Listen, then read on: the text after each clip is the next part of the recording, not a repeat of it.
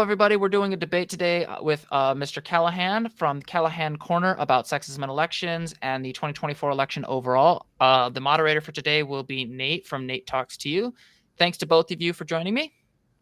Thank you. Good to Thank be you here. for having me. All right, so I think for the sake of the conversation, I'll let Nate start us off with how we've agreed to format this. Darby, if you want to, I'll let you go first, since I think you're the one who did the response video to start us off. I think that's appropriate. Okay, sounds good. Yeah, so the format of it is going to be that we're going to have 1 minute opening statements, and then when that's taken care of, we'll jump into the questions. So I have 10 questions set up for each of you, and you'll each have 2 minutes to respond to them. And then after that's taken care of, then you'll each have 30 seconds each to reply back and forth to each other. And then the conclusion will be 1 minute closing statements, and then that'll be the end of it. So to start off with, Darby, go ahead and give your opening statement.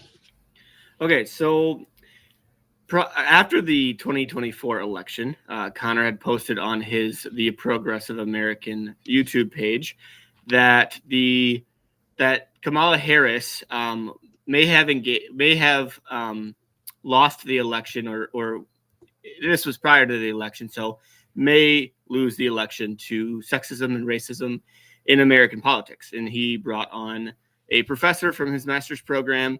And I think it was very unfair to the American people, the American populace that would be going to the polls later the next month, because I think there's a lot of issues that people are scared about under the Democratic rule and under the at the time the Biden administration. With that, I'll yield.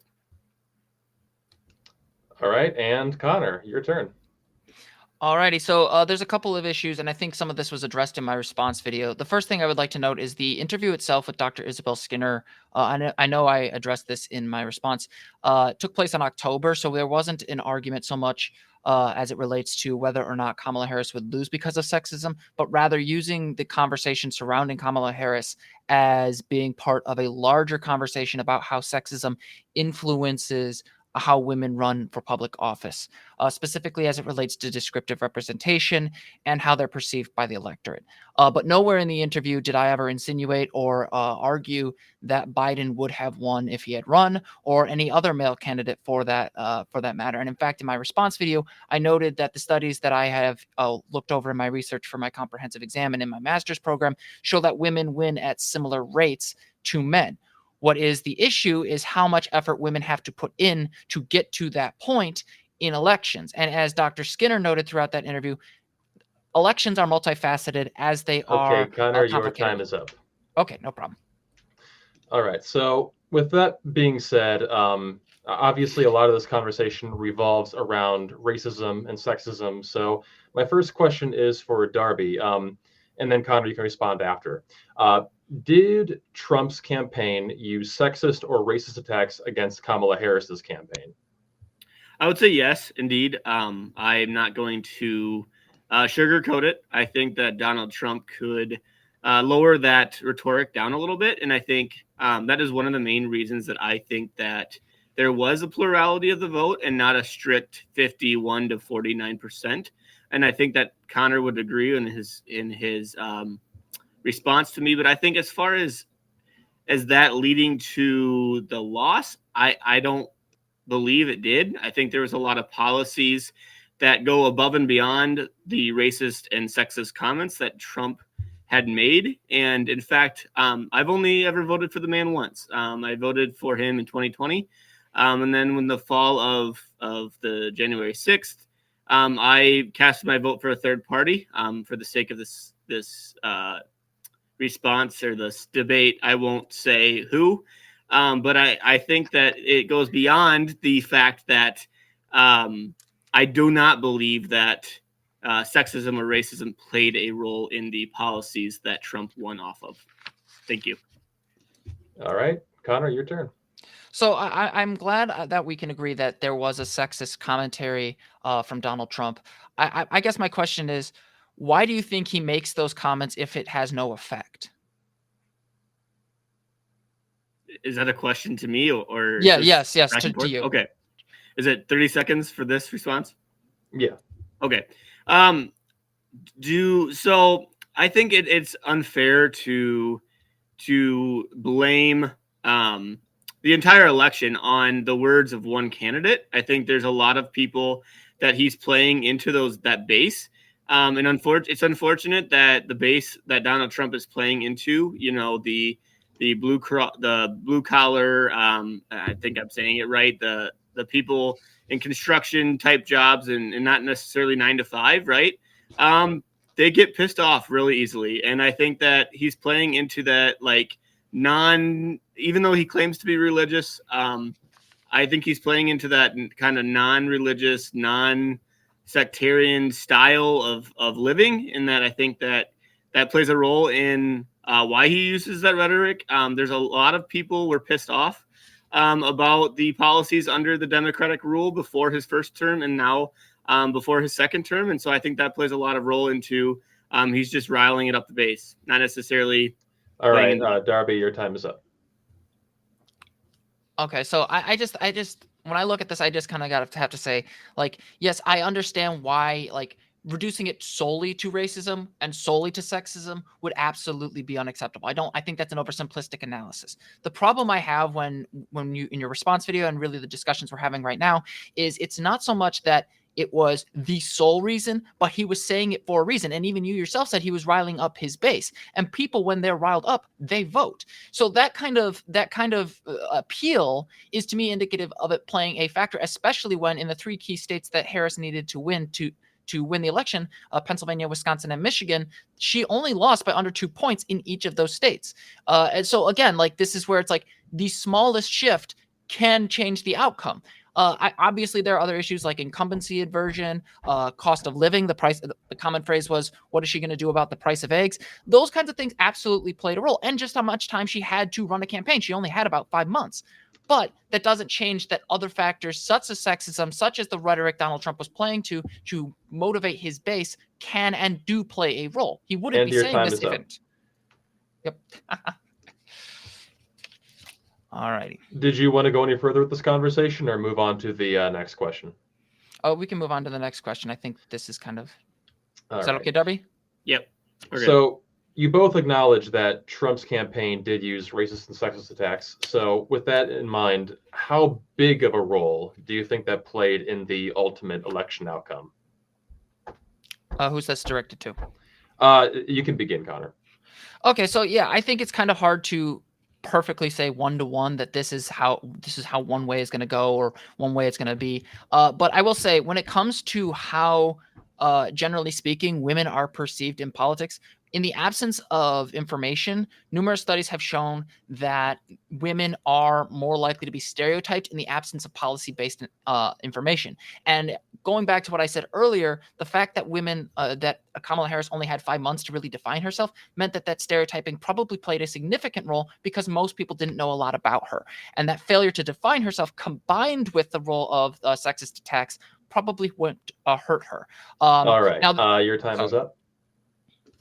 Okay, so to just kind of respond to the notion of the 5-month candidacy for Kamala Harris, and the fact that we both acknowledge that sexism and racism were definitely on the campaign trail and were used by Donald Trump. I think it just goes to show you who the Democratic Party is as a whole today. The fact that they've only given their candidate 5 months to campaign with not a single vote in the primary system. If they wanted another candidate, they should have done it earlier. They should have asked Joe Biden that he should have stepped down earlier. I blame the Democratic Party. So yeah, I agree 100% that Joe Biden should not have stayed in the race. His promise initially, I thought he would play on the incumbency advantage, and I admit I was wrong about that. The problem I have is that when we're talking about the role of like Kamala Harris losing the election, the 5-month thing plays a role because people don't know a lot about her, and then that means she gets stereotyped along identity lines. There was a 2002 study that found that when voters rely on gender stereotypes, they use it and affect their understanding of their competence and their policy effectiveness. And even when they don't do that, they look at it from a perspective of their rhetoric. So again, like, this conversation isn't simply a matter of of just the party. It's a matter of how voters perceive the candidate in the absence of good information. All right, your time is up. Darby? So I guess my follow-up question to that was, where do you get good information? We have two party systems that use the mainstream media, and both parties feel that the other party has the media in their bag. So yeah, I think 100% there is a problem with the media. I would also think that like the candidates themselves are responsible for being out there more effectively. And to your point, if Joe Biden had dropped out sooner or hadn't run in the first place, I think she would have been able to get that information out more quickly and effectively in publicly available speeches, live streams, and those sort of things. But also in publicly available media like NPR, which actually protects local media, you get more direct connections with voters. But it's also heavily problematic just with the gutting of newspapers and the consolidation of media. So that's a very difficult situation to fully solve that problem. All right, and on to Darby. I got nothing to add to that question.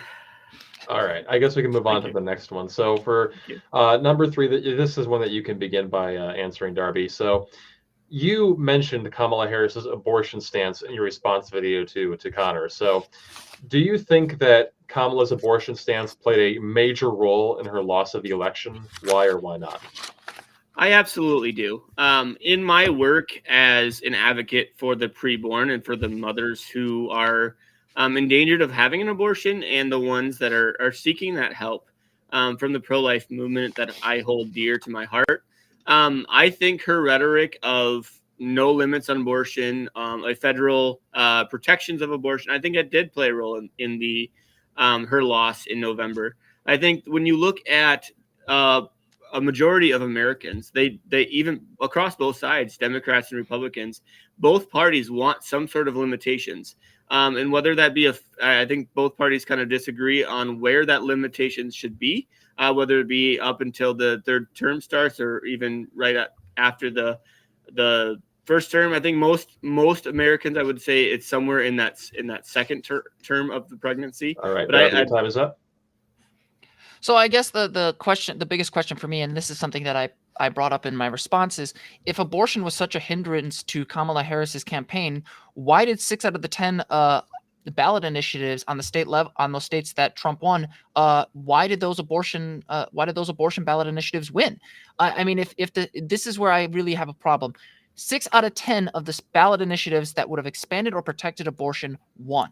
So if anything, it was a boon to her that she didn't wield enough to win the election. Your time is up. Yeah. So I think you have to look at each individual state who's putting out the initiative and how are they using that initiative in the media? How are they swaying that initiative? If you look at a majority of those initiatives, there was a lot of fear mongering, a lot of you need to vote for this or you're taking away a woman's right. And that's just not true. There's no right in the U.S. Constitution. I can't speak for majority of the states, but there is no U.S. Constitution amendment that says that women have a right to an abortion. Darby, isn't this kind of tangential though? You're talking about whether or not something is legal, but the conversation is about like how much of an effect did it have on the election outcome?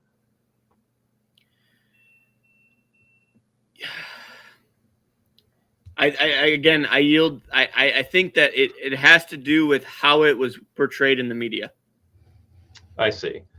Do you have any response, Connor? I mean, I think it's easy to say the media, but if the media is talking about an issue and people are concerned about it, and there's a candidate that is drawing attention to that issue, even if it's in a way that Darby doesn't approve of, that doesn't change that. That means that issue actually works in favor of that candidate, not against it. And the outcome speaks for itself. I mean, in Arizona, which Trump won by 3.1%, the ballot initiative to expand and protect abortion won by 61.6%. So again, like it's one thing to say the media is responsible. It doesn't change that his argument that abortion hurt her holds no sway with the data. All right, your time is up. So then my response to the whole initiative situation would be the state, I believe it was Nebraska, correct me if I'm wrong, had 2 competing amendments. And the pro-life amendment ended up getting more yes votes than the pro-choice amendment. So I guess my response question to you, Connor, would be if states would put two competing constitution amendments to the vote of the people and just do like Nebraska did, most yes votes, don't you think that would speak more volume than a single amendment that could be swayed by the media? I mean, first of all, no ballot initiative is going to be entirely without the media's influence. I mean, mass communication is a thing. But to your point, sure, if you could get enough voters to support putting that up for a ballot initiative or competing ballot initiatives behind it, by all means. But I think at that point, you're running into a hypothetical that we don't have any data to work with and can't really be applied to the 2024 election. What we have right now is what actually happened. When we deal with history or political science, we don't just deal with what could have happened. We have to deal with what is. And what happened was. So, okay. So I understand that the states ballots initiatives primarily favored the pro-choice side of the aisle in the 2024 elections. And that is something that the pro-life movement that I'm very heavily involved in definitely understands and definitely takes concerns with. But I definitely think it's more of a messaging battle. And so I think we need to really fight that and look at what do the people actually want and try to find that middle ground. Because I think, Connor, correct me if I'm wrong, I think a majority of Americans would not want abortion up until birth. I think there's a very small majority or small minority that do. All right. So I think I've kind of think I made my point on this point. So. All right. So moving away from the abortion topic, I remember that Darby, in your video, you talked about Kamala Harris letting people out of jail before their sentence was finally up. So I'm going to begin with Connor by asking, between Donald Trump and Kamala Harris, who do you think has a better record of following the rule of law? I think, well, I mean, this is kind of hindsight is 2020 because in this case, I could use the point of the January 6th things, but that didn't occur during the 2024 election. I will say, though, he did publicly state repeatedly that he was going to pardon the January 6th insurrectionists. He was constantly floating it. So I don't think when it comes to the rule of law, Donald Trump is a particularly good person, especially as it relates to protecting the effective establishment of government. But to the larger point, I think the bigger problem wasn't so much crime as it was the inflation and the cost of living, and by extension, the reversal of the incumbency advantage. All right, your time is up. But so between Trump or Kamala, who do you think did a better job of following the rule of law, though? Kamala Harris. I definitely think Kamala Harris didn't actively try to float pardoning insurrectionists and then followed through. She never faced anywhere near the level of investigation that Trump did. So, Darby, then to you. Who do you think did a better job of following the rule of law so far, Donald Trump or Kamala Harris? I would say it depends on who you ask. I think, me personally, I do believe that Donald Trump has been in the ringer. I think for the last 4 years and now going on 8 years and potentially 12 by the time he's done in office. I think that the Democrats have tried to tell you that Donald Trump is this con man. And up until January 6th, I do not believe that he has any he had no criminal record, right? And I think the New York case is a scam, and I have facts to back that up, and I will continue to back that up. And I mean, if he gets arrested and charged with something with January 6th, I understand that, but I don't think your time is up. Thank you, Connor. So here's the biggest issue for me. I think, like, when it comes to cases that were the stronger cases, Trump didn't actively go to trial for them. He constantly pushed to delay them. And if people want to disregard the New York case, fine. Why is it that when it comes to the other 3 cases, including cases related to January 6th and the attempted overthrow of the election, do we turn a blind eye and pretend like it's a Democratic scam when he never even got to see a jury of his peers because of his own actions and his appeals and his refusal to accept the rule of law? Why don't we talk about that? I would answer with the fact that I can't speak for the judges. The judges can overrule his the defense and can say, no, we're going to trial. Get ready. All right. Any more you want to add to that, or should we move on? I think it's a bit naive a little bit because Donald Trump is perpetually litigious. He has consistently and repeatedly said either if the judge doesn't do what he likes, he says they're illegitimate. If the judge doesn't go along with certain requests, he gets mad about it. He never actually has let himself be held accountable by the judiciary, and they're only really good when they go along with what he says, especially considering he appointed many of the people who are currently on the judiciary and the Supreme Court. So I mean, like this idea that it's just the judges being neutral here, there's more to this. All right. But don't you think by continuing to agree with the defense and delaying that trial that the judge is giving Trump the reason to say that? I think to say what specific thing? I said a lot in there. I mean, you say that it's more on the defense, the fact that the trials kept getting delayed so that, if he got elected, which he did in hindsight, right, that he would be able to not have to face those charges. But the judges could have said the defense's motion is not granted. I decline to, or I reject the motion, and we're going to move on to trial starting next week. I mean, they kept trying to do that, but he kept pushing it up higher and higher into the court system. Like, he appealed. That's the other thing. He kept appealing these rulings, and to the point where they ended up going to the Supreme Court with that disastrous ruling where they basically argued that the president has immunity that is not enumerated in the Constitution. So again, or even implied for that matter.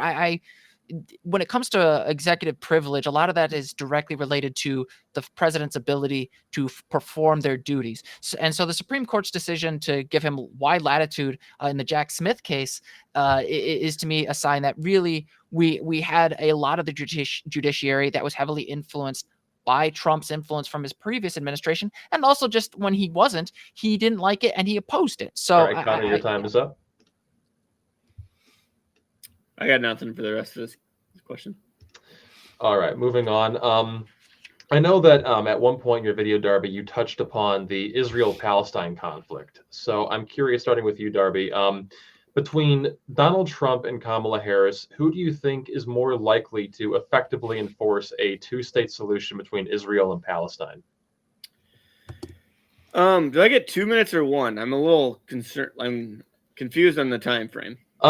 We can modify the policy where, for each question at the very beginning, you can start with 2 minutes, and then we'll go to 30 after that. So, yeah, you have 2 minutes now. Okay, I thought it was 2 minutes. For some reason, I was thinking we were doing less than that, but okay. So the way I would answer that is I think Israel is more understanding of listening to a Trump-negotiated two-state solution, and that's only because of what we heard in the campaign trail and what we're seeing amongst the protesters of the Democratic Party mostly. There's a few third-party and Republicans that may be siding with the Palestinian Hamas side of the war, but I think that when you actually look at the whole situation of Israel and Palestine, I think that a two-state solution would be better off under a Trump presidency and a Trump-led negotiation rather than a Harris negotiated. So I just, first of all, I've never, as far as I'm aware, Trump has never said that he would engage in a two-state solution. And in fact, he has publicly stated that he wants to remove the Palestinians from Gaza, which has roughly 2 million people living there. So I'm not entirely sure how a two-state solution is going to work when the people are gone from the land that a two-state solution would involve. But to your point, Darby, why is it that when we talk about Trump and his relationship with Israel, it's framed as being more willing to listen rather than letting Netanyahu, who also is facing charges by his own judiciary, do whatever he wants? All right, Darby. Well, I think we keep wrapping around blaming, and I think it's unfair to the people of Israel and to the Netanyahu, and maybe he's facing political backlash for it. I get that they're in a time of war, but you have to remember who started this war. It was started by the Hamas terrorist group that is funded by the various governments, various Middle Eastern governments, and I think that Israel has every right to defend themselves. So I'm not going to go out here and defend what Hamas did. Hamas is a terrorist organization. They committed war crimes. There's just no defense for what happened on October 7th. Darby and I are going to agree when it comes to what happened. There are some people on the left that downplay what happened, or they downright deny that sexual violence occurred. That's not going to happen on my end. But it's worth noting that the people of Gaza haven't had an election to remove Hamas since 2006. And even then, they did not win a majority of the vote. They won a plurality and have actively used violence to suppress the Palestinian people. So we need to be able to distinguish between the terrorist group that controls Gaza and the Palestinians who are stuck there and are being subjected to extensive bombing by Israel. Time is up. Okay, so then how would you respond to the fact that there has been a two-state solution proposed by the Israeli people, and it's continue to be denied by the Palestinians? I would say it was a mistake, a foolish decision. For the longest time, there was a lot of belief that Israel just simply wasn't a legitimate state. The unfortunate reality for the people on that side of the argument is that Israel has been around for over 70 years. It's got about 90 million people living there. I think it was a plurality of them are Mizrahi, meaning Arab Jews who fled from the nearby Arab countries. But to your point, what matters right now is what the Israeli government says now. Netanyahu has publicly stated over and over and over again he is against a two-state solution, and Trump has not called him on that. Your time is up. I think it's one of those things that's been tried for so long. They've been given 5 different chances throughout history, and they continue to deny. So why would Netanyahu even give him another chance? Because if he wants a long-term peace where he doesn't have millions of people who are stateless, he needs to be actually able to give them a means to govern themselves. Yes, I have no interest in seeing the Hamas in charge of the government. Absolutely not. I'm not one of these tankies who come out here and pretend like that's an acceptable outcome. But having some sort of government where there is access to good services, good clean water, things that people in Gaza and in the West Bank have been denied because of their stateless station. Addressing that deals a lot more with radicalism than just continuously bombing the region or invading Syria. Time is up. So if there were to be a two-state solution, correct me if I'm wrong, but the Palestinian Gaza area is right in the middle of Israel. So it would be a nation within a nation, much like we've seen in China and other parts of the world throughout history. How do you feel like a two-state solution in that regard, other than dividing it into 2 separate entities with defined borders, not a country within a country? How do you feel like that would actually be beneficial, or even get along, even be sufficient long term? So there's 2 things. The first thing is if we just kick all of them out into Gaza, that's ethnic cleansing. That's a crime against humanity. And that's just going to create more radicalism and more terrorist attacks. So that, number one, we do have to respect the fact that that people have been living there for a very long time. But the other side of it is, if we want to effectively establish borders, we're going to probably have to renegotiate the borders because in order to guarantee water access. Part of the problem right now with the Israel Gaza borders and really the West Bank as well is access to water. So we are going to have to renegotiate the borders, but that starts with a ceasefire. Okay, I'll yield back. Thank you. Okay, so aside from the Israel-Palestine conflict, probably the second most visible conflict happening in the world right now will be between Russia and Ukraine. So starting with you, Connor, between Donald Trump and Kamala Harris, who do you think is more likely to enforce peace between Russia and Ukraine? Oh, that's easy. I went on a 10-minute rant yesterday about this, and I published it this morning. It's Kamala Harris. Kamala Harris and the Biden administration were dedicated to protecting the Ukrainian people from the Russian threat. The Trump administration basically inserted an imperialist rare earth minerals deal to Ukrainians to basically give them access to rare earth minerals in exchange. That has meant that basically Ukraine had to pony up. The other side of this is Trump refuses to acknowledge that. He's completely at war with reality. He is completely at odds with the international relations that show that Putin is a war criminal, period. All right, Darby, the floor is yours now. Okay, so yeah, Are you you're guys still still there? there. You were cutting out a little bit in your answer, Oh, so I probably crap. missed about 10 to 20 seconds of that. But I'll just say I think that there's a lot to be said about what's happening in Russia and Ukraine.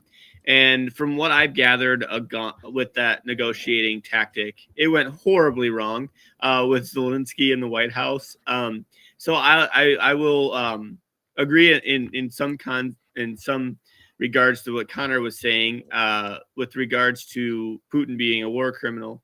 But at the same time, I don't think we need. I think we need to stop making this one size fits all type of thing. We've been allies with Ukraine throughout this war.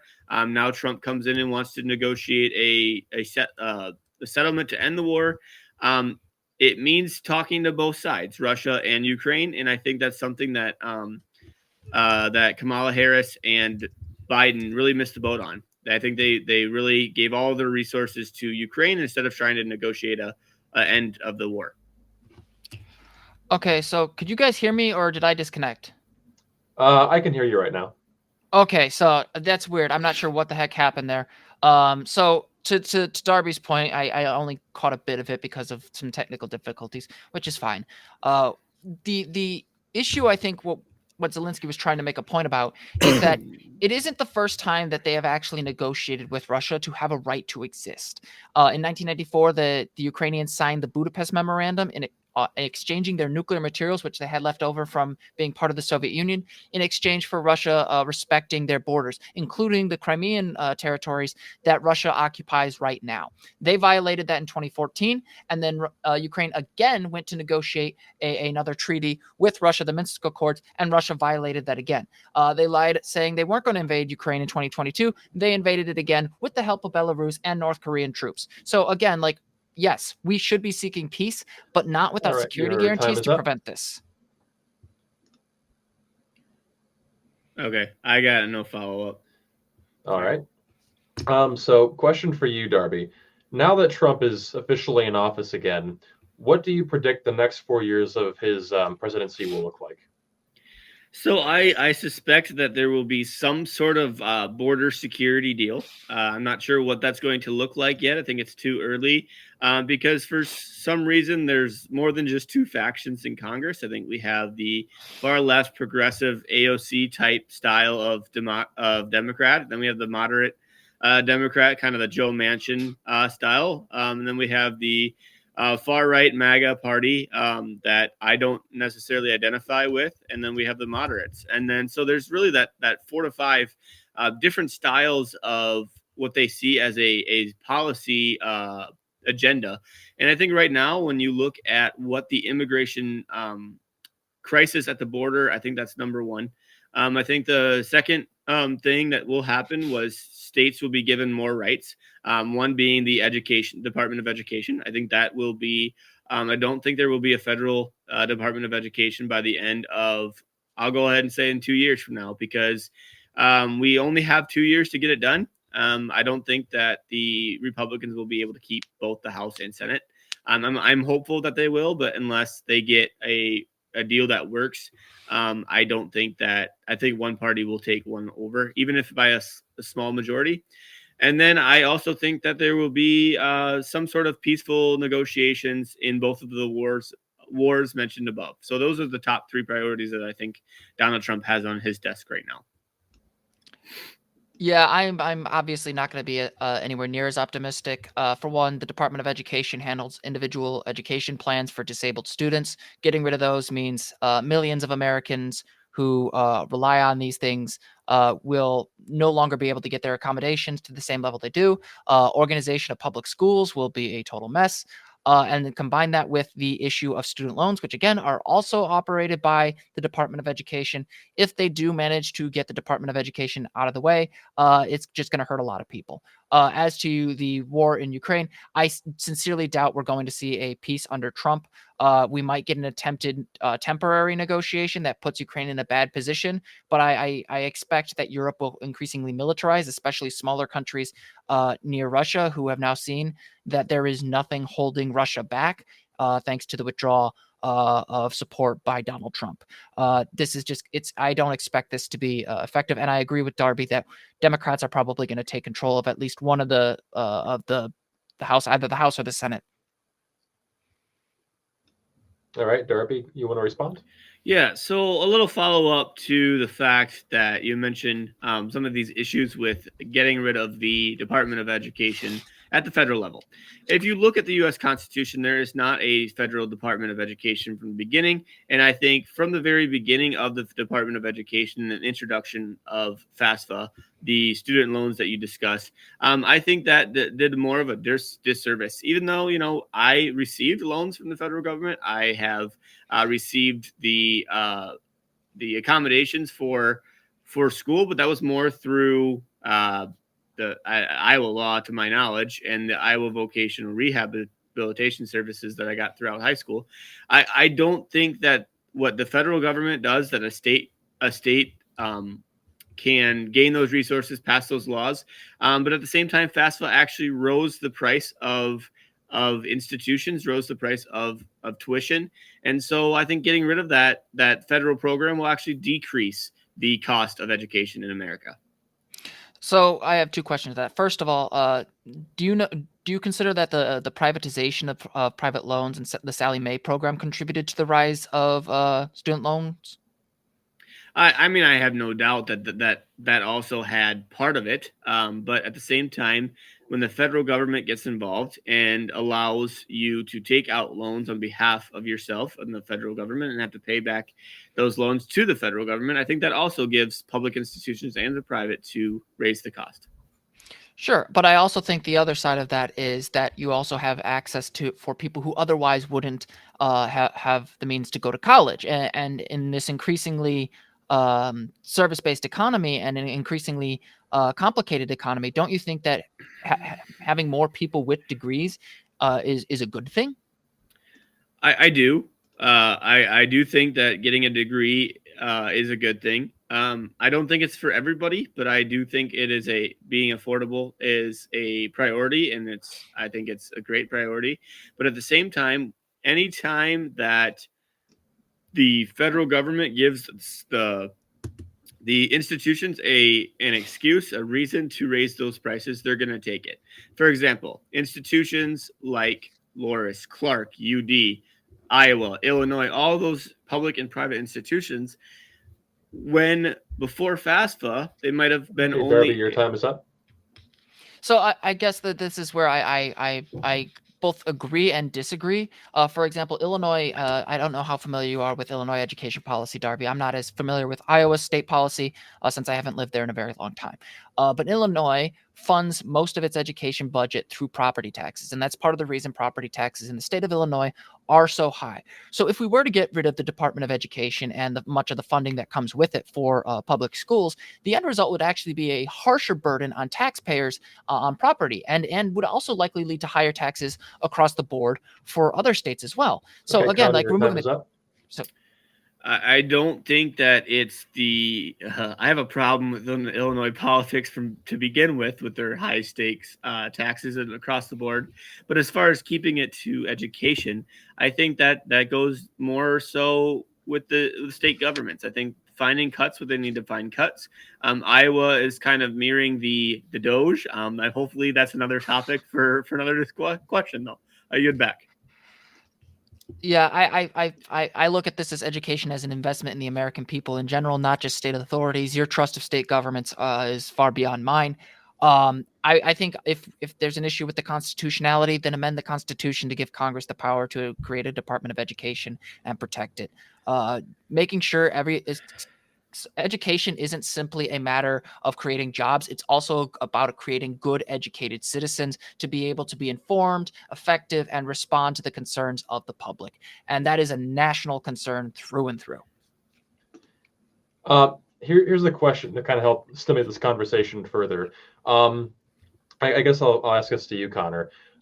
Even if all the data indicated that federal education was a boon to the economy, do you think that from a moral perspective it would still be worthwhile, or would the economic factor undermine keeping it?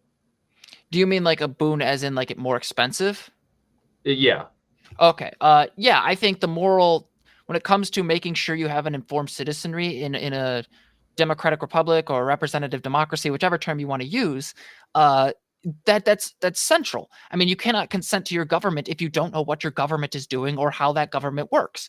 So having an informed citizenry that is civically minded, aware, and educated is critical. I think it's just a matter of the basic moral reality of modern democratic states. You need an educated citizenry.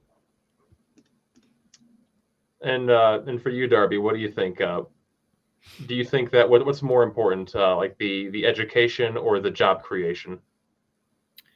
I would say job creation, and here's why. I think that when you look at the education in America as a whole, and one of the reasons I think it does need to return to the states is because we have so many people that are opting now for those non-college degree positions, or the ones that you can start out as a college student with a GED or a GED, and the corporation will actually assist you with the college degree to help you achieve the promotions within the company long term, if you agree to stay there long term as well. And so my understanding is that if you take the Department of Education and return it to the states, you can do more things with those resources that the federal government is not Your currently time doing. is up.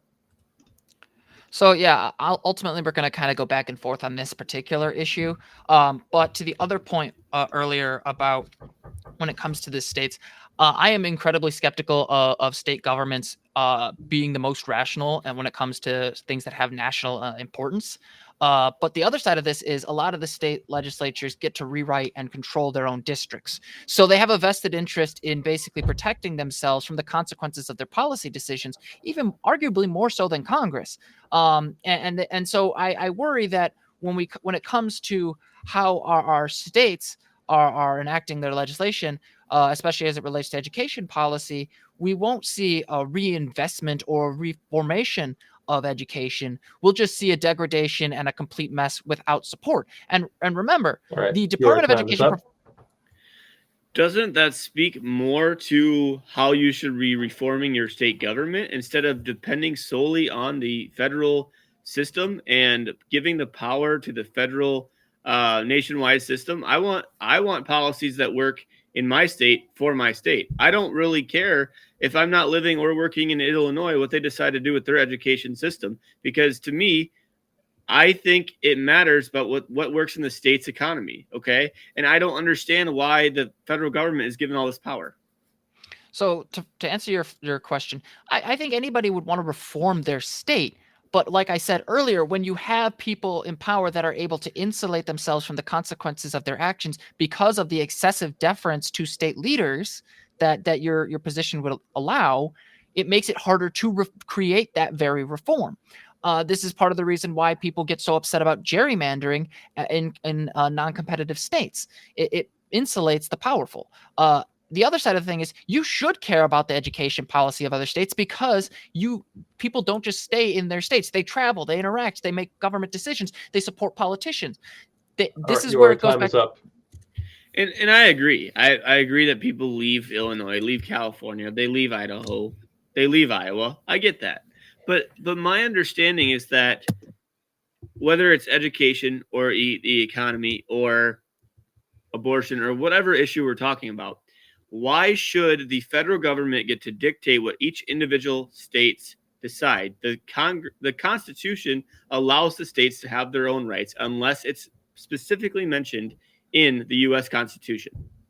So, well, first of all, this Department of Education doesn't dictate curriculum. It's more of a support mechanism, and the only thing it really can do, especially as it relates to what I focus on, is disability rights. Like I mentioned earlier, and I noticed that you didn't address this, is how they make sure accommodations for disabled students are ensured nationwide. That meaning that every American disabled student has the same rights, such as access to an individual education plan through K through 12 education. So when it comes to the Department of Education, they're not dictating curriculum; they're dictating the rights of the students. I guess to play devil's advocate, Connor, isn't it possible for us to enforce those rights for people that are disabled without the Department of Education still existing?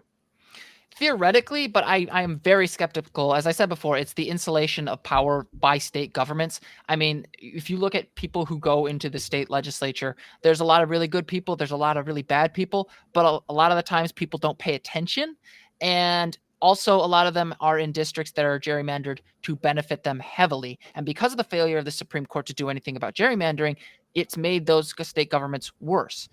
So again, like if you have state governments that are able to insulate themselves, they're not going to really reform anything. They're not going to necessarily defend the rights of disabled people because they don't have to, because they won't lose their seats. Your time is up.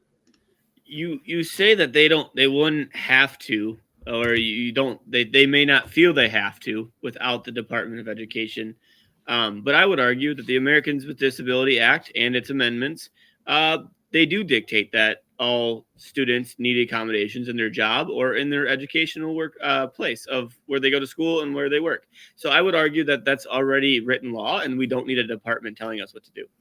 But the department is the one that makes that, it puts that into practice. That they're the ones charged with the individual to ensure those accommodations exist. Which is this is the thing. You can write a law that says this is what we're going to do. But if you don't have a mechanism of enforcement or organization of your efforts, it's effectively just a piece of paper and it's useless. And that's where we need a Department of Education. And as I said before, like I know you have an issue with it on a constitutional level. I'm just going to say amend the Constitution. There's a lot of powers that a modern nation state needs, which means to protect its citizens, especially from regional authorities. So if that's the path you want to take of amending the Constitution, I would be in favor of calling the Convention of States and having that being a talking point, but I think it's going to fall flat on its face. All right. Do you want to move on to the next question now? Yes, I think so. All right. So starting with you, Connor. Now with Trump in office again, where do you see the Democratic Party going from here? Oh boy, this is going to be a mess. Yeah, I think Darby and I will agree on this point that the Democratic Party's current leadership is inadequate. Like heavily. When it comes to the Democratic Party, it's kind of hard to see. I was very disappointed that the Democrats just basically ignored a younger, more popular Democratic politician in AOC and instead gave it to a much older senior leader who didn't really have the same level of name recognition. And if I'm remembering correctly, I think he also had cancer. So they're not looking for longevity. Democrats need to really change their approach. They need to start investing in younger candidates. They need new name recognition, new people who know how to use social media and approach people where they are. They need to start talking about overturning Citizens United. They need to start talking about getting money out of politics, increasing access to healthcare and education and all of those things. And until Democrats do that, they're not going to be anywhere near the effective party that they should have been 4 years ago. I'm not necessarily familiar with the situation of AOC being outvoted by a position for the House leadership. So you know more about that, Connor. But I would just say that you got to look past the progressive policies that lost the 2024 election, and you got to find those candidates that are willing to meet in the middle and work with Republicans. And so that's why I see that as the issue of the Democratic Party. So I got to say this, though, when it comes to like you've been talking about the media a lot in our previous part of this discussion, but don't you think that the media's failure to acknowledge some of the progressive accomplishments when it comes to student loans, to negotiating drug prices, all of those things that had the Biden administration more effectively communicated, they probably would have been more popular on. Don't you think that's a contributing factor to why the Democratic Party suffered in the last election, more so than like appealing to the center? Excuse me. I think you specifically mentioned the fact of student loan forgiveness or some other, I'll let you name some other progressive policies that you think the media could have done a better job of. But I just think that the Republicans had a solid argument of why student loans forgiveness was a bad idea. Would I have taken advantage of it had it been a thing? Absolutely. But at the same time, you got to use your resources, right? But at the same time, I also see the argument within the Republican Party that if I didn't take out the loan, it's not my responsibility to pay back. All right, your turn. Yeah, I'll just want him to be able to hear that because he's coughing. So I Sorry. think, yeah, it's one of those days. It's all right. So I think the fundamental problem here is the way Darby approaches this is he seems to think that the Joe Manchin Democrats are the way. Well, Joe Manchin's gone. He's gone. He's going to get his lobbying job, and the only real reason he was "quote unquote" in the center was because he was getting money from the oil and gas industry as part of his fundraiser, and his state started going even more red. So that position is for a Democrat is fundamentally just is on a foundation of sand. If you want to win elections, yes, you do have to appeal to independents. Yes, you do have to appeal to those people, but you also have to appeal to your base with actually solid progressive politics and the things that they approve of. All right, your If time you is just up. So you argue that he was you argue that Joe Manchin was more interested in the oil industry and being in a primary red state. Well, then what are some other policies besides ones that Joe Manchin may have gotten behind that you feel the progressive wing of the Democratic Party is the future? So I think the Chips and Science Act was an incredibly effective approach because we were actively investing in new technology to keep us competitive with China. And I think in that case, there is an argument for both progressive economics in that it was investing in the public sector, investing in new sciences and deals through government spending. But it also was appealing to Republicans because it was able to say, hey, we're going to invest in America's future and we're going to make sure we don't fall behind with China. And the Democrats under Joe Biden got that through. So again, like it wasn't like the Democratic Party is without success. They're not very good at communicating it, and they keep going with a lot of the senior people rather than newer blood that can actually make their message appealing. All right, your time is up. So wasn't that a bipartisan bill, though, that both sides were able to work together? That wasn't necessarily a progressive win, other than there was progressives at the negotiating table and Biden signed it, correct? Oh yeah, I mean that's how government works. It is still a progressive agenda in that it was government involvement in the economy, government involvement in investing in the public sector and in science. And I never said that it was solely progressive. I said that it was a progressive thing that also could appeal to Republicans. There is a center that you have to appeal to, and I know you were coughing a little bit earlier, but you do have to appeal to independents. But in order to really benefit from anything, you also have to appeal to your base in elections, and that means you're going to have some progressive stuff involved there. Okay. All right. So moving on, for Darby, there were frequent points throughout your video where you invoked your Catholic faith. So I was wondering, how does your Catholic faith inform your political viewpoints? And after you're done answering that, Darby, I'm curious for kind of like, how do you feel about that interpretation?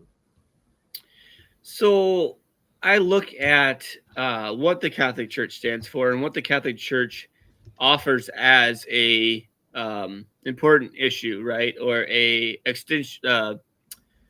I don't know how to articulate it, but I'll just say important main issue that primary issues would be the word I'm looking for.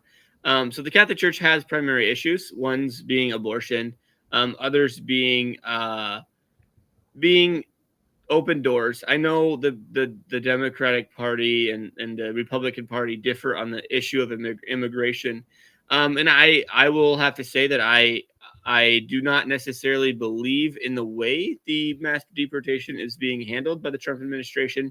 However, I'm not fully against some sort of deportation for those that come into the which I know that goes against the Catholic Church, but I think there is a way to do it with human dignity. And because I'm running out of time, I'll let Connor respond to that first part, and then I'll continue with my answer as a response. So yeah, I think that people can evaluate and Darby and I are both Catholics. We were actually both interviewed by the National Catholic Reporter while we were roommates, and that was actually a very nice experience for both of us. The issue I think is when we look at the expression of government, there is a risk of putting dogma onto the government at the expense of the Establishment Clause and the Free Exercise Clause of the First Amendment.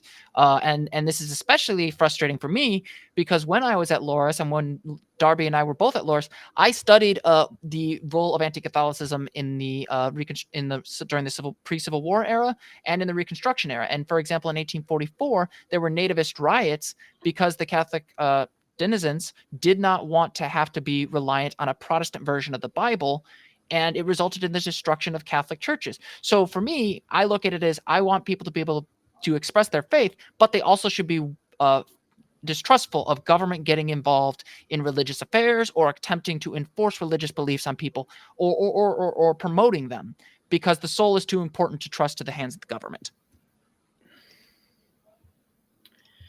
So I agree that I don't necessarily believe that we need to push beliefs on other people. However, I do believe that a lot of what the Catholic Church stands for is a moral issue, which I believe that the American American Republic, the American Republic is founded upon Judeo-Christian values. And so those things that I believe strongly in come from my faith, and they're not necessarily pressing that upon the U.S. government, because the U.S. government was founded on Christian values. So when we see the U.S. government going away from those values, as in the Democratic progressive wing, that's what disturbs me. So there's two things there. I could, first of all, I think when it comes to some of the main founding fathers like James Madison, he explicitly said that the role of government is better off when it is separate from religion. So I'm for many of the founders that they would disagree with you. Some of the other ones would not. But like that was a more southern wing of the founders. As to your point about Christian values, I would point out that Catholicism was not central at that time to the founders. In fact, most of them were Protestant. So if we're arguing that Christian values are, the nation is founded on Christian values, no, it would be specifically Protestant values, and both of our values would not apply. Your time is up.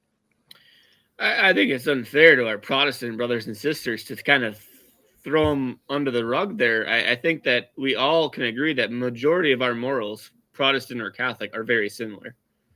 I mean, when it comes to the social safety net and the support for government support for people, the Catholic Church is a lot stronger on that than most Protestant wings. And I'm not trying to throw Protestants under the bus here, but what I am trying to point out is that when we talk about our faith, we have to be wary of how we appeal to historical myths while ignoring the differences of their understanding of their faith and our understanding of their faith, both as the historical actors, as the founders are, and as we are as members of a separate faith. There was only one Catholic founding father, and he was from South Carolina. The rest were all either Protestants or deists or atheists. So it's a little more complicated than you're making it out to be.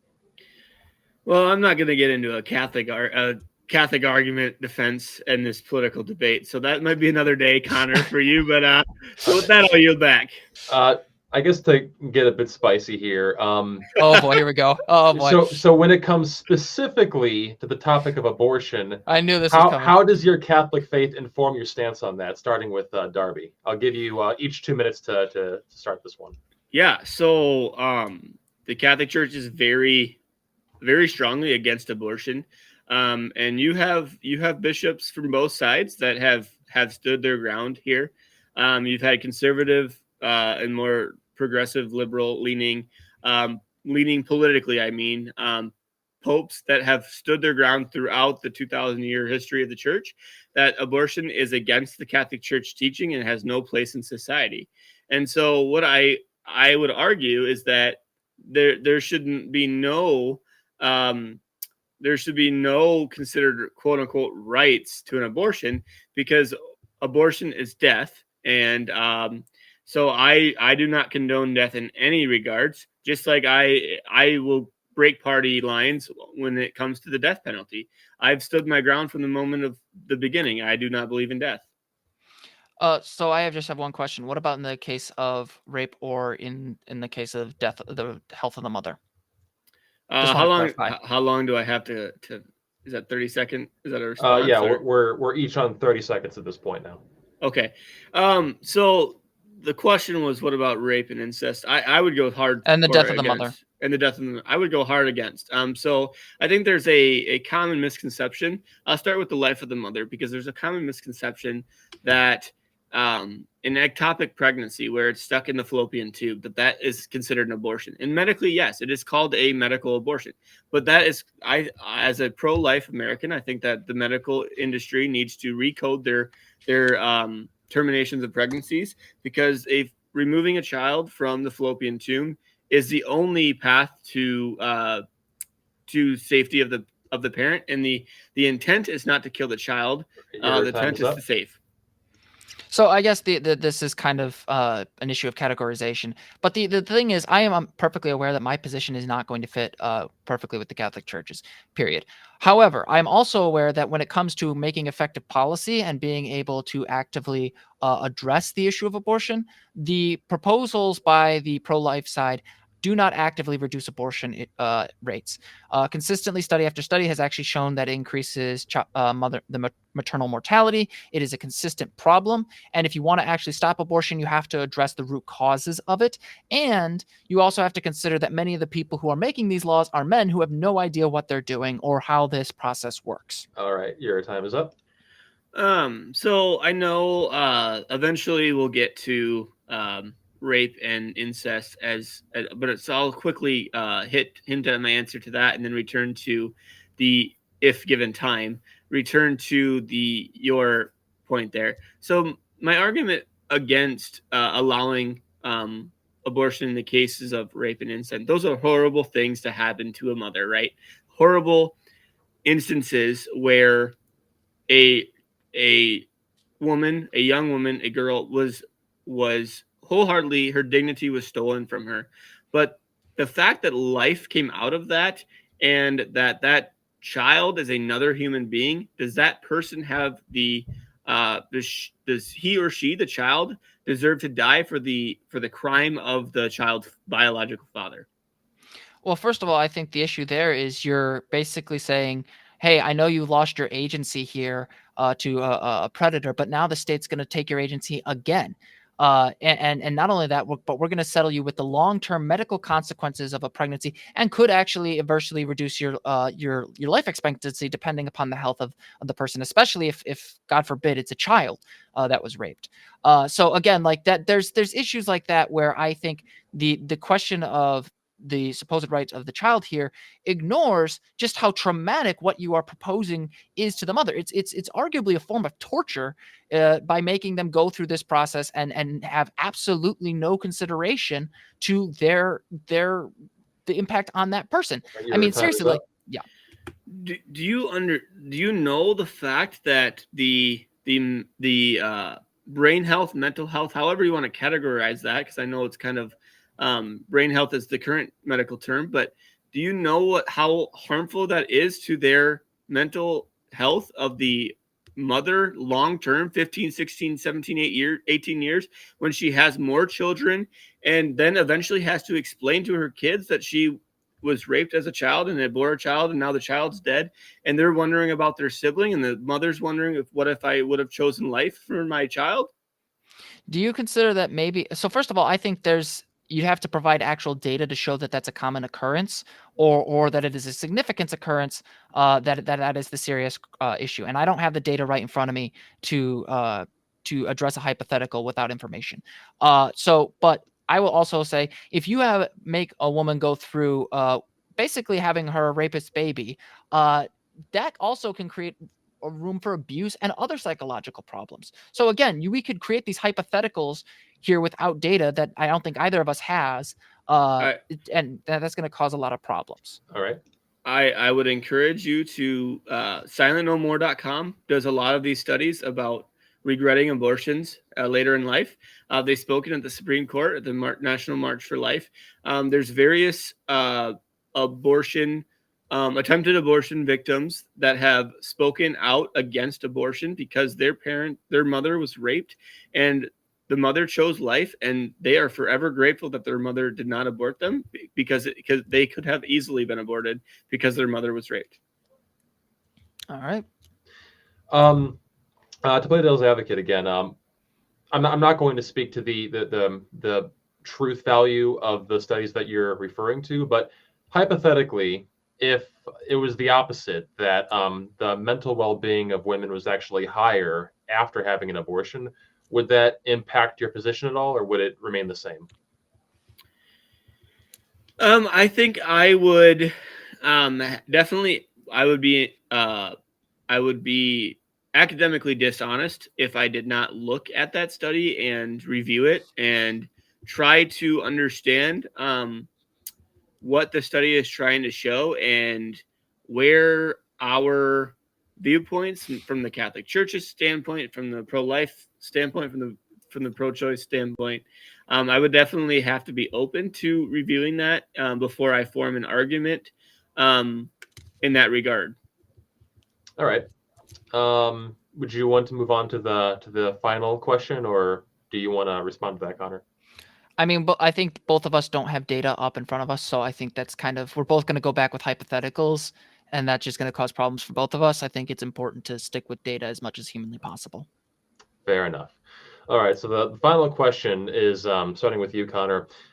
Politically, what are the two things that you think that you both agree on the most, and why do you agree on them? Oh, this is actually going to be hard because it's been a while since we've had like a serious political debate. The old LMAC gang used to have to deal with us after a few drinks and just start going on rants together. Yeah, I think for me, I think for one, both of us agree that Ukraine should have peace. It has a right to exist. I don't think Darby and I would argue that Israel should be obliterated or anything. So on the foreign policy front, I think we both agree that these two countries have a right to exist, and we ultimately want to see peace with all the people involved. So there's a little bit of an agreement there. The other side of things is I think when it comes to disability rights, the government, whether it's the state or the federal, has a role in protecting the rights of disabled citizens. Darby and I were both very firm advocates on that. We disagree about how to go about it, but I think we both agree that the government's role is to provide and to protect its citizens from adverse harm. All right. Yeah, so I would agree. Those are two very similar topics that we would agree on. It's just how to get there would be very, very different. And another thing that I think we both can agree on, and we're very thankful, is the fact that Matt Gaetz did not become the Attorney General. So I'm very grateful for that. And yes. I think me and Connor have always agreed that he's a sleazeball that should never have touched the Justice Department. And the fact that there are some media that are trying to portray that he might be a candidate for the Supreme Court, I don't buy into that. I hope not. And I think Connor can agree on that as well. Another thing that I think Connor may or may not agree, but I'd like to think that he would agree on, is the new the Epstein files that just came out was a horrible way of bringing them forth and for transparency purposes. When you know what's bad when MAGA Republicans come out and say that Pam Bondi should resign because of that transparent act. Yeah, I think we both agree that that's on both of those fronts. And I think we'd even agree further that Governor Cuomo has former Governor Cuomo, Andrew Cuomo, has absolutely no reason to be running for mayor of New York City, which is why I'm going to be making a video about that once we're done here. But yeah, no, it's nice to see that at the very least when it comes to some of these issues, there is some overlap and agreement on the basics here. I think after a certain point, you have to get back to basics for a functioning government and a functioning society to maintain itself. Right. And you had brought up the mayor's race. I think that what happened with the Justice Department, I think it was the acting at the time. It wasn't Pam Bondi yet, but the acting Attorney General basically said, yeah, we agree you have corruption charges. The evidence is there for Eric Adams, but he's going to come work for Trump. Just drop the charges. But we can bring the charges back down the road. I think that opens the door for corruption into the Trump administration that I hope that those charges can stick and that somehow they're overturned and that Eric Adams doesn't step foot in the Trump administration. All right. Well, I'm glad to see that in spite of everything, we can still find a little bit of middle ground. Yes. But anyway, absolutely. Though, so to wrap things up, now it's time for our 1-minute closing statements. So who wants to go first? I'm not going to pick this one.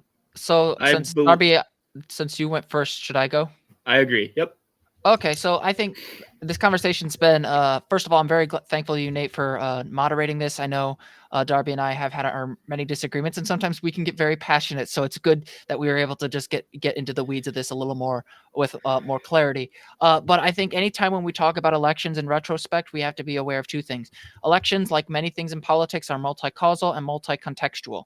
There are multiple things that are at play all at once, and being able to understand them in the context in which they're understood is critical. The other thing is that there are a lot of partisan voices out there who are more interested in portraying candidates as either terrible or perfect, and we need to rise above that. We need to look at things from an analytical political science lens, and I think I've done that throughout this debate and through my responses and interviews. I think we have to look at the government as a whole, and I think we need to get back to the bipartisanship. And I would even go a step further. I think we need to get out of partisan politics altogether. I think we need to open the door for a third class or a third party to kind of get into politics, which is why I am a firm believer in what the Ford Party is trying to do. That's the party that Andrew Yang called forth a moderate Republican and a moderate Democrat, and came together and tried to form a grassroots movement. And that's kind of where I find myself. And so that's where I'm able to come to an agreement with Connor on issues of like foreign affairs and the two-part state solution and the things that we mentioned before of the Attorney General scandal, the Eric Adams scandal. I think so. Finding that common ground is huge in the political sector. And so I would argue that we need to allow more of these minority voices to come forward while I still remain a member of the Republican Party, more so the moderate wing rather than the MAGA wing. Thank you. I yield back. Thank you for your time, Nate. All right. So Darby, Connor, thank you for both engaging in this debate today. I'm glad that it was a fruitful conversation. So I guess with all that, this is over.